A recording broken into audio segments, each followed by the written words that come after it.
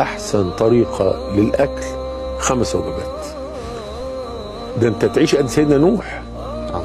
لو عايز تعيش 1000 سنه تعيش 1000 سنه لو بالطريقه دي صحتك هتبقى كويس، لا تصاب بالسمنه، لا تصاب بالسكر، لا تصاب باي شيء لو انت مشيت على ال5 وجبات. طبعا كيف؟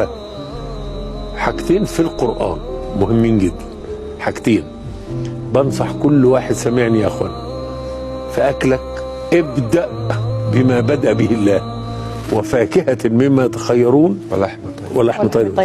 يقول لي ده في الجنة، اقول له طب ما تقلدهم، طب ما تقلدهم. اللي بياكل فاكهة قبل الاكل محمي.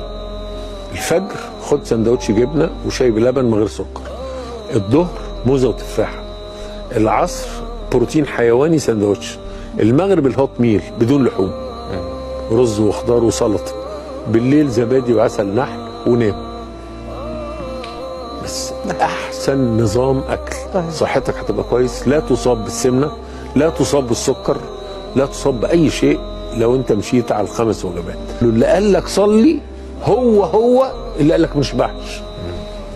كلوا واشربوا ولا تسرفوا، ده ربنا اللي قال.